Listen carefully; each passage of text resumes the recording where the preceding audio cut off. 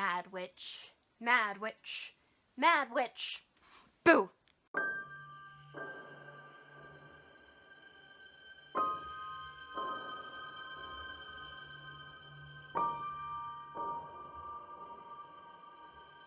Hey guys, it's Mad Witch here.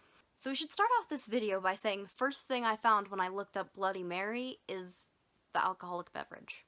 I'm only going to say her name one more time, just so that you know who we're talking about, because I have a mirror right over there, and I'm not risking anything. So today we're talking about Bloody Mary. Everyone and their grandmother knows about Bloody Mary, okay? But how much do we actually know about her? We know that it's a popular game for us to chant her name in a mirror 3 times, and then she shows up. Apparently, the first account of this ritual was young women would hold a hand mirror and a candle and walk backwards up a set of stairs in a fully dark house. As they looked in the mirror, they would apparently catch a glimpse of their future husband. Pretty polar opposite from what it is today. Although, back to the scary stuff, if they saw a skull in the mirror instead, it meant that they would die before they had a chance to marry. Ha, Mary. Mary! Oh, I get it!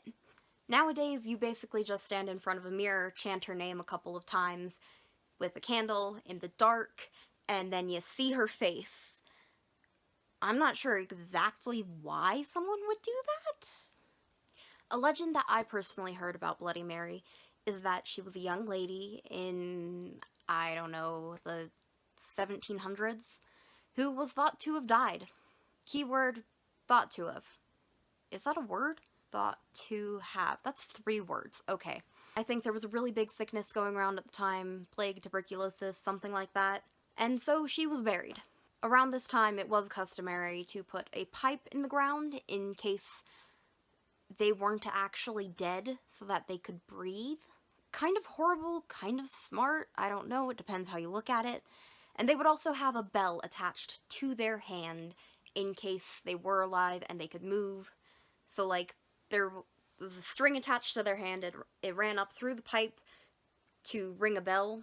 So Mary was buried, and that night, the bell rang because she wasn't dead. And apparently this bell had rung so violently that it flew right off the hook, and people couldn't hear it anymore. So apparently no one knew.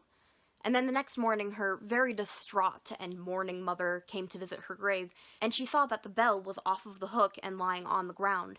And so in a panic, she retrieved people to dig up her body. And they did. And they opened up the casket, and she was dead. But you could tell that she was alive, because she had no fingernails, and her hands were all bloody. After looking closer, they could see that her nails were in the lid of her coffin because she had furiously clawed at the top of it to get out.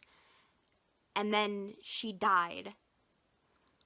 I'm not sure if it was like asphyxiation or a panic attack, but like her nails were in the lid of the coffin and she was dead now.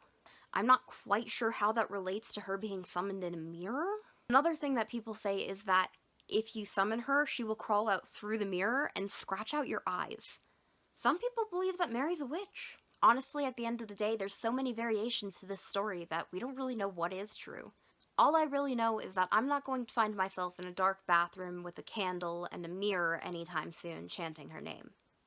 That's all for this video. This is Mad Witch, signing out. Keep it spooky.